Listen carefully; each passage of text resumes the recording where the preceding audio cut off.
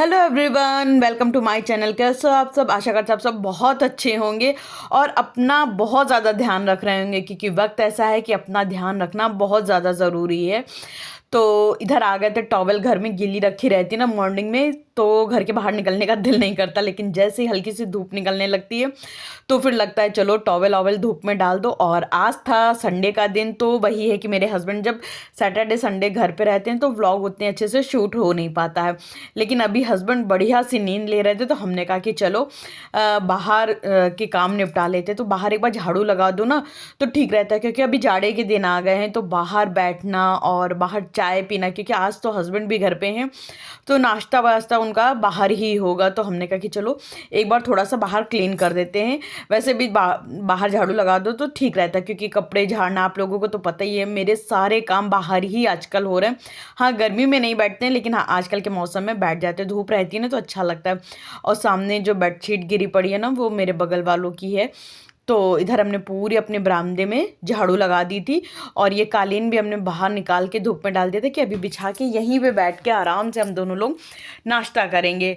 अच्छा, कल मेरे पास जो एक कमेंट आया था, निगेटिव कमेंट था, तो वो निगेटिव ही कमेंट, और इतना ज़्यादा हमें उससे इफ़ेक्ट भी नहीं हुआ था। क्योंकि लाइफ में जब आप बड़ी बड़ी चीज़ों को फेस कर लेते हो ना, तो छोटी छोटी चीज़ों का आपके ऊपर कोई फ़र्क नहीं पड़ता।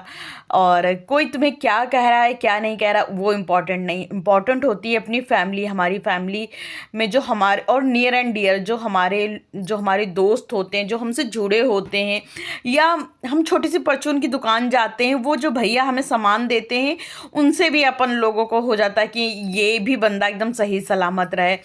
तो वही होता है ना कि बस दुनिया ज़िंदगी में अगर कुछ है तो यही कि जो हमसे जुड़े लोग हैं, जो हमसे सुनने वाले लोग हैं, वो सब सही सलामत रहें।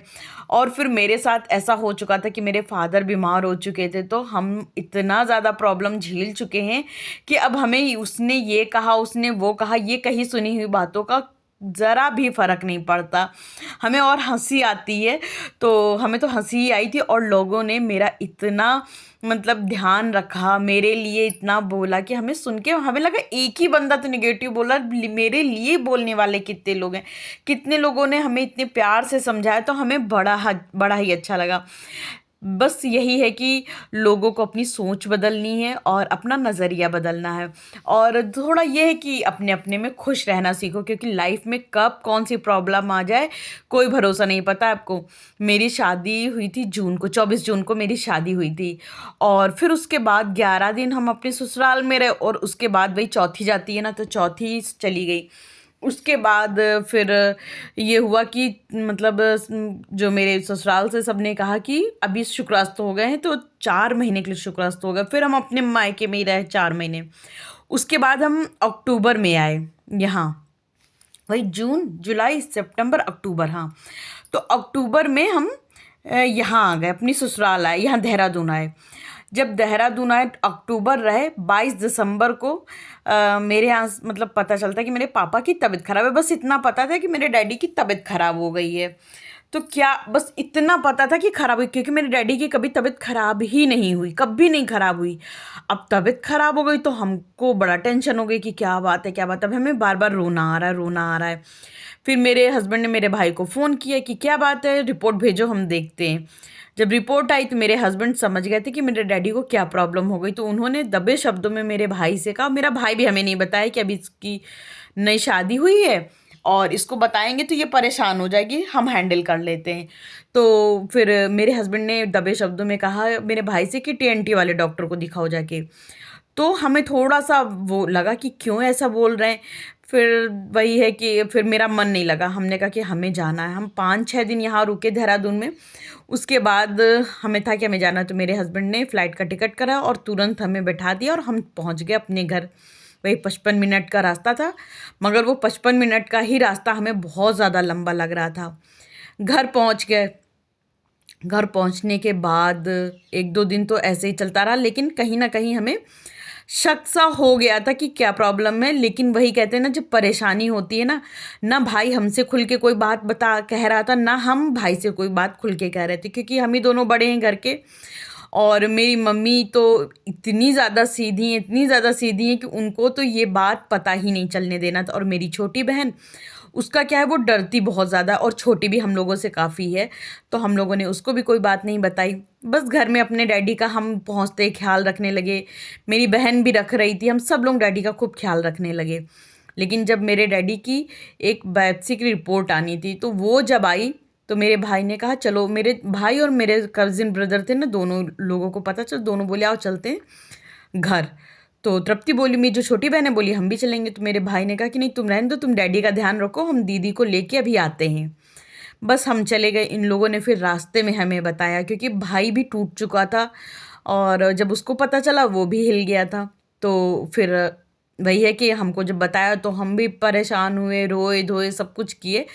लेकिन फिर हम दोनों भाइयों बहनों ने ये प्रण किया कि हमें अपने डैडी को सही कराना है। तो फिर बस वही लग गए अपने डैडी की सेवा में। हम तीनों भाई बहन बिना लड़े बिना झगड़े खूब मतलब डैडी की सेवा किए। ठीक भी हो गए मेरे फादर, अब तो बिल्कुल ठीक है अपने नाती पोतों के संग में। और अगर आपको देखना है मेरे डैडी की स्थिति वो कैसी है, तो मेरे भाई के चैनल है सौरभ अलका व्लॉग्स, और मेरे भाभी का भी चैनल है निशीज कॉर्नर, तो वहाँ पे जाके देख सकते हो। अभी तो बिल्कुल ठीक है, अपने नाती पोतों के संग में खूब इंजॉय कर रहे हैं। तो वो इतना कठिन टाइम था। हम 7 महीने अपने मायके में रहे, 7 महीने बाद हम अपने घर आए थे। तो वही है ना कि हमने इतना देखा, मतलब क्या शादी होती है, क्या कुछ होता है, कुछ समझ में नहीं आया। उसके बाद मेरे भाई बहनों की शादी हुई, बहुत इंजॉय किया। लेकिन कहीं ना कहीं बैक ऑफ द माइंड ये था कि डैडी बीमार है। लेकिन इतनी सारी चीज़ें झेलने के बाद अगर हम एक छोटे से कमेंट से हिल जाते हैं, तो समझो मेरे ऊपर लानती है। भगवान यही कहेंगे तुमको, मतलब इतना दुख झेलने के बाद अभी तुम्हें पता नहीं है कि सुख क्या होता है। तो जितना ज़्यादा से ज़्यादा हो सके हर पल सुख ले लो। क्योंकि मेरे डैडी से ज़्यादा हेल्दी, मेरे डैडी से ज़्यादा हेल्दी खाने वाला, मेरे डैडी रात दिन एक्सरसाइज करने वाले, वो बीमार हो गए तो सोचो कुछ भी हो सकता है लाइफ में। तो इसलिए जो पल है उसको एंजॉय कर लो और ईर्ष्या द्वेष से दूर रहो। जितनी ईर्ष्या करोगे उतना आपका टाइम खराब होगा और उतने ही अच्छे जो खूबसूरत पल हैं आप उसको गंवा रहे हो। और कोशिश करो कि आपकी हर एक बात से हर एक इंसान खुश हो सके, ना कि उससे आहत हो। क्योंकि अगर आपकी एक बात से भी कोई आहत होगा ना, तो उसका भी फल हमें भुगतना पड़ता है। तो ये तो पार्ट था मेरी लाइफ का छोटा सा। बाकी तो फिर हमने इतना झेला है, कोविड आया, फिर पता नहीं क्या क्या हो गए। मतलब पूरी 2 3 4 साल तो मेरी दुर्दशा ही रही। लेकिन ठीक है, कहते नहीं है अंत भला तो सब भला, अंत भला तो सब भला। फिर इधर आज हस्बैंड की फरमाइश पे बनना था पनीर का पराठा। अब पनीर लेके आए, तो पता है आप लोगों को, अब पता नहीं हम ही ऐसे हैं कि ज़्यादातर लड़कियां ऐसे ही होती हैं। जब पनीर आता है ना तो हमें बड़ा लालच आता है इसको फोड़ने में, और हमें लगता है पनीर आए तो उसकी पनीर की सब्जी बना दे। ऐसा नहीं कि पनीर आता नहीं, पनीर तो हम अक्सर लेते रहते हैं क्योंकि हमें लगता है ना हेल्दी खाओ। लेकिन फिर भी पनीर जब फोड़ते में बड़ा लालच आता है। और हम पनीर हमेशा जो पनीर का पराठा है बनाते हैं ना, तो घर में दूध फाड़ के पनीर का पराठा बनाते हैं। तो मेरे हस्बैंड का सुबह सॉरी मेरे भाई का कॉल आया, तो बात होने लगी। हमने कहा कि पनीर का पराठा बनाना है, लेकिन दूध फाड़े नहीं है, अभी क्या करें क्या नहीं करें। तो भाई कहता कि पनीर नहीं, क्या हमने कहा नहीं पनीर रखा है, लेकिन उसको ना खराब करने का मेरा मन नहीं कर रहा है। तो कहता ठीक है दूध फाड़ के पनीर का पराठा बना लो। हमने कहा हाँ, लेकिन हमने उससे ये नहीं कहा कि आज मेरा ना कुछ काम करने का ज़्यादा मन नहीं कर रहा है। तो बोला कि ठीक है बना लो। तो हमने कहा कि अच्छा ठीक है।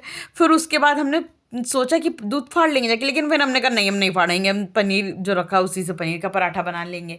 फिर जब पनीर का पराठा बनाने चले तो जब पनीर काटने लगे तो हमने कहा हाय कितना सुंदर पनीर है, पूरा पनीर फाड़ बेकार कर रहा है, इससे अच्छा आधे पनीर का पराठा बनाते। हमने कहा ठीक है, अभी हस्बैंड भर का हो जाएगा, बाकी हम अपने लिए सब्जी पराठा बना लेंगे।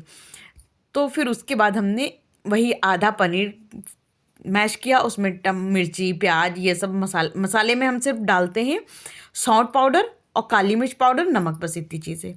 फिर इतना करने के बाद हमने पनीर के पराठे की तैयारी कर ली। और हमने सोचा था कि हम अपने लिए प्लेन पराठा बना लेंगे और आलू की एक भुजिया छौंक देंगे। हमको आलू की सब्जी पराठा बहुत बहुत बहुत ज़्यादा मेरा फेवरेट है, पनीर के पराठे से भी ज़्यादा अच्छा लगता है। फिर उसके बाद हम बनाने लगे पराठा। लेकिन मेरे हस्बैंड ने ज़्यादा से ज़्यादा 2 पराठे, इससे ज़्यादा ऊपर पराठे वो खाते ही नहीं हैं। क्योंकि फ्रूट्स भी होते हैं, जूस भी होता है, तो उतने में ही पेट भर जाता है। लेकिन जब हम पनीर के पराठे बनाने लगे ना, तो अन्नपूर्णा माता का इतना मेरे ऊपर आशीष है कि बन गए 4 पराठे। तो हमने कहा चलो, हमने खा भी लिया और हमें दोबारा खाना भी नहीं बनाना पड़ा। और देखिए, जबकि भर भर के बना रहे हैं पनीर का पराठा, हम कभी भी खाली नहीं बनाते। और देखिए, इस तरह से बनाइए, कभी भी आपका पनीर का पराठा ना फटेगा नहीं। क्या करो ना, आटा थोड़ा सा ढीला रखो और जो स्टफिंग है वो थोड़ी सी मतलब उसमें नमी ना हो, वरना हम चॉपर से भी चॉप कर सकते थे प्याज, हाथ से इसलिए काटे ना क्योंकि चॉपर में ना प्याज बड़ा पानी सा छोड़ देता है। लेकिन आटा ना थोड़ा सा गीला होना चाहिए, थोड़ा देर पहले गूंथ के रख दो। अगर आप तुरंत गूंथ के तुरंत पराठा बनाने लगोगे ना, तो पराठे फटते हैं। थोड़ी देर पहले गूंथ के रख दो तो पराठे फटते नहीं। अब ये देखिए, और पराठा डालते डालते ना टेढ़ा पड़ गया था। फिर उसके बाद ये देखिए, मेरा पराठा ना बिल्कुल भी नहीं फटा है, जबकि इसमें प्याज भी पड़ा है, हरी मिर्च भी पड़ी है। चाहे तो जब बेलन में बेलन से बेलो ना, तो प्याज के टुकड़े आते हैं जिससे पराठा फटना चाहिए, लेकिन मेरा तब भी नहीं फटता, क्योंकि हम आटा थोड़ा सा ढीला रखते हैं और थोड़ा सा पहले सान गूँथ देते हैं, जिससे क्या होता है ना कि जो आटा होता है ना नरम हो जाता है, एकदम सॉफ्ट सा हो जाता है। फिर बढ़िया, इधर पराठे हम सेक रहे थे, लेकिन हस्बैंड बोले कि अभी हम रुक के खाएंगे, पराठे बना के रख लो। और हम आप लोगों को बताएं ना, मेरे हस्बैंड बोलते हैं नाश्ता साथ में किया करो, अलग अलग नहीं, वरना हम करेंगे नहीं। तो फिर हम, मेरी भी मजबूरी हो जाती है, फिर हमने पराठे बना के रख लिए थे और चारों पराठे बना के रख लिए थे। तो ये इस तरह से, तब पता नहीं, गृहिणी जब से मतलब शादी हो जाती है, आपके ऊपर सारी जिम्मेदारियां आ जाती, तब से कुछ ज़्यादा हमारा नेचर चेंज हो जाता है शायद। फिर उसके बाद अब जो आधा पनीर बचाना, उसकी तो सब्ज़ी बनाएंगे, थोड़ा पनीर ले भी आएंगे। ऐसा नहीं है कि हम कंजूसी करते हैं, खाने पीने में बिल्कुल भी कंजूसी नहीं करते, खाओ पियो बिल्कुल चौड़े होके, क्योंकि बताएं अंत में हमारा शरीर ही काम आता है। ना तो आप महंगी से महंगी चीज़ें खरीद लो, पहनने की, ओढ़ने की, सजाने की, वो कभी काम नहीं आता। काम सिर्फ 2 चीज़ आती हैं, एक हमारा खाया हुआ जो हमारे शरीर को लगता है, और 2 जो दूसरे हमारे जो पुण्य कर्म होते हैं वो हमें लगते हैं, हमारे मतलब हमारे कर्मों के हिसाब से ही हमें फल भुगतने होते हैं। तो बस इतना ही है। जैसे बहुत बार मेरी चीज़ें कोई कोई लोग हैं कि ले लिए, वापस ही नहीं किए, और हमने कभी मांगा भी नहीं, हम मांगते भी नहीं है, ठीक है ले गए ना, क्या है, चीज़ सामान ले जाने से कुछ नहीं होता। चीज़ सामान ले जाओगे ना, एक दिन सबको ऊपर चले जाना है, कोई सामान लाद के बांध के ऊपर नहीं जाता, सब यहीं छूट जाता है, सब कुछ यहीं धरती पे रखा रह जाता है। आज हम अगर अब किसी चीज़ के अभाव में है ना, तो हमें अभाव नहीं है, क्योंकि जो हम अपने नेचर से लोगों के दिल में अपने लिए जगह बनाए, वो जो खुशी मिल रही वो शायद कहीं नहीं है। और मेरा नेचर ऐसा है कि हमसे शायद ही कोई दुखी रहता हो, शायद ही कोई, बाकी सब हमसे खुश रहते हैं। हम अपनी ज़िंदगी बड़ी खुशी खुशी निकालते हैं, हमको दुख नहीं लेना है। और हमें ज़्यादा ज़रा सा भी लगता है कोई निगेटिव बातें कर रहा है, यहाँ से निगेटिव वाइब्स आ रही हैं, तो वहाँ से दूर हट जाते हैं, क्योंकि हमको टेंशन अब मेरी बॉडी झेलती ही नहीं है, हम टेंशन ले ही नहीं पाते हैं। मेरा कुछ नेचर ही ऐसा है, टेंशन लेते तो हम बीमार हो जाते हैं। तो इस वजह से हम वो सारी चीज़ें लेते ही नहीं हैं। बड़ी ही खुशी से, बड़ी ही शांति से अपने जीवन को जीना है बस। और ये हम आपको पराठा दोनों साइड से दिखा रहे थे कि देखिए बिल्कुल भी नहीं फटा है, और दोनों साइड से बड़े आराम से पराठा सेक लेंगे। और मेरे घर में यार आजकल घी खत्म हो गया, मलाई हो गई है, तैयार है, करना है, लेकिन मन नहीं कर रहा है और टाइम भी नहीं मिल रहा। आप लोग देखो ना, टाइम कहाँ मिलता है। लेकिन कल तो सोच लिया है, कल मलाई करेंगे। और पराठे सेक के रख दिए थे, फिर आ गए थे इधर। हमने ये जो पैन धुल के रखा था, हमने कहा चलो इसको धूप में थोड़ा सा सुखा देते, फिर कवर करके इसको अंदर रख देंगे बस, वरना वही है ना कि ख़राब हो जाएगा। और इधर हम बाहर ना भैया लोग काम कर रहे थे, गार्डन साफ़ हो रहा था, तो उनके लिए चाय बनाना था, तो बस आ गए थे चाय चढ़ाने के लिए। और जैसे ही हमने पराठे सेके थे ना, वैसे ही किचन साफ़ कर दिया था। किचन तो हम हाथों हाथ साफ़ करते, किचन कभी गंदा नहीं रहने देते हैं। किचन गंदा रहता तो हमें बड़ा मतलब अजीब सा लगा करता है। तो इधर हमने वो किया, चाय चढ़ा दिए थे, पैन भी सूख गया था इसी बीच में, और इसी बीच में हम दोनों ही ने नाश्ता भी कर लिया था। फिर पैन उठा के रखे, और इधर ये भैया कर रहे थे जो केले के पेड़ हैं उनकी छटाई, क्योंकि आजकल ना धूप बिल्कुल प्रॉपर नहीं आ पा रही बरामदे में। तो हस्बैंड ने कहा इसको थोड़ा सा कटा देते हैं, और इधर हस्बैंड बाहर खड़े होके सब बताते जा रहे थे कि क्या हटाना है, कौन सी पत्ती हटाना है, कौन सा डाली हटाना है, जिससे मेरे बरामदे में अच्छे से धूप आ सके। फिर उसके बाद अच्छे से चाय में उबाल दिया, और उबाल करके 1 ही कप मतलब अपने लिए छानेंगे और 2 कप भैया के लिए। और हमने पूछा था हस्बैंड को, पहले ये कप हस्बैंड के ही पास लेके गए थे कि आपको पीना हो पी लो, लेकिन बस आप लोगों को बताया ना, मेरे हस्बैंड चाय नहीं पीते, इसलिए उन्होंने पीने से मना कर दिया। इसीलिए हमने चौथा कप छाना ही नहीं था। हमने कहा अगर छानेंगे वो पिएंगे नहीं तो फालतू में कप भी ख़राब होगा। तो वही हम इनसे अभी पूछ रहे थे, आप चाय पी लो? तो बोले नहीं, चाय हम नहीं पिएंगे। तो भैया बोले कि वही मैम रख दो चाय, तो वहीं चाय रख दिए। फिर किचन में आए, जो बर्तन लगे मतलब रखे थे ना धुल के, तो उनका पानी भी नहीं छोड़ गया था, तो इनको अलमारी पे सेट कर देंगे। और फिर अभी जाना था बाज़ार भी, क्योंकि आज संडे भी है और 2 एक सामान भी लानी है। और अचानक कहाँ जाने का प्रोग्राम बन गया, एक्चुअली मेरे हस्बैंड की मीटिंग है, तो उनको कहीं जाना है। कहाँ जाना है वो हम आपको बाद में बताएंगे। तो वही हम लोग गए थे बाज़ार सामान लेने के लिए, और एक ब्लेज़र देखे हमको अच्छा लगा, तो हमने कहा कि चलो इसको भी ले लेते हैं, क्योंकि हम लोगों को कहीं जाना है। और ये देखिए आज इतनी मार्केट में भीड़ थी कि कुछ पूछो नहीं। फिर वही बाजार करते कराते घर आए, और इतनी ज़्यादा ठंड लग गई थी, इतनी ज़्यादा ठंड लग गई थी कि बस शॉल से पूरा खुद को कवर किए हुए थे। और फिर आते ही मुँह हाथ पैर धोए और सीधा किचन में आ गए थे, क्योंकि इतनी ज़ोर की भूख लगी। तो हम आपसे बताएं ना, हम कहीं भी जाते हैं तो नाश्ते की प्रिपरेशन करके जाते हैं। तो ये यहाँ पर अब इसको क्या बोलते हैं हमें नहीं पता, हम किसी के घर गए थे तो खा के आए थे।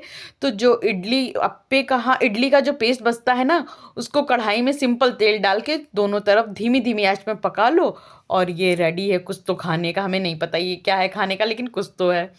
चलिए इसी के साथ हम अपने इस ब्लॉग का एंड यहीं करेंगे। अगर आप लोगों को मेरा ये ब्लॉग थोड़ा भी अच्छा लगा हो तो लाइक शेयर सब्सक्राइब करना बिल्कुल भी मत भूलना। और हम नहीं चाहते हैं बिल्कुल भी अपने व्लॉग में बिल्कुल भी दुखी वाली स्टोरी सुना है। हम हमेशा चाहते हैं हम अच्छी अच्छी स्टोरी आप लोगों के साथ शेयर करें, ताकि जिस तरह से हम खुश रहते हैं उसी तरह से आप भी खुश रहो। हाँ, कभी कभी हम भी डाउन हो जाते हैं, लेकिन कोई बात नहीं, वो तो लाइफ का पार्ट है। ऐसा तो बोल ही नहीं सकते कि हम हर रोज़ खुश रहते हैं, मेरी लाइफ बहुत अच्छी है, बिल्कुल फूलों से भरी है। ऐसा तो हो ही नहीं सकता। जहाँ फूल है वहाँ कांटे, और जहाँ कांटे हैं वहाँ फूल भी हैं। कि अगर आप सोचो कि किसी ने कह दिया उसकी लाइफ एकदम दुखों से भरी है, फूल फूल है ही नहीं, तो ऐसा भी नहीं है। चलिए गाइस, मिलते हैं नेक्स्ट अच्छे से व्लॉग के साथ। तब तक के लिए बाय बाय।